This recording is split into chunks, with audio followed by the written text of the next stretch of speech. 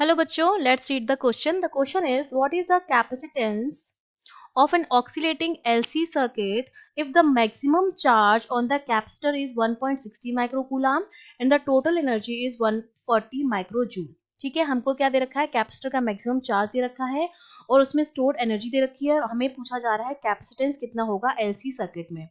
तो देखिए, इसका हमारा जो की कॉन्सेप्ट रहेगा वो हमारा क्या रहेगा।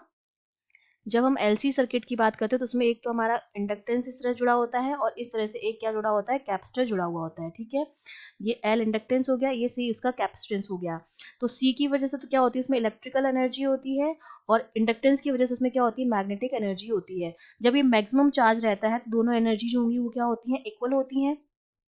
और हम जानते हैं कि जो इलेक्ट्रिकल एनर्जी होती है वो तो होती है हमारी हाफ सी वी स्क्वायर के बराबर, या इसको मैं लिख सकती हूँ क्यू स्क्वायर अपॉन 2c के बराबर।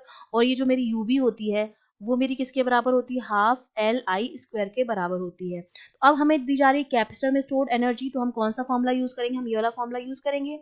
और ये मैक्सिमम एनर्जी है, इस टाइम पे मैक्सिमम चार्ज है कैपेसिटर, तो हमारे पास क्या आ जाएगा, हम ये फॉर्मूला यूज करेंगे। यू ई जो है मेरे पास वो कितना है, क्यू स्क्वायर अपॉन 2c के बराबर है। ये मैक्सिमम चार्ज है हमारे पास, तो यहाँ से c की जो वैल्यू आ जाएगी वो कितनी आ जाएगी, क्यू स्क्वायर अपॉन 2u के बराबर आ जाएगी। अब q की वैल्यू हमको गिवन है 1.60 इंटू माइक्रोकूलम है, तो 10⁻⁻⁶ इसका हम करेंगे स्क्वायर अपॉन 2 इंटू एनर्जी कितनी दे रखी 140 और ये माइक्रोजूल है तो इंटू 10⁻⁶।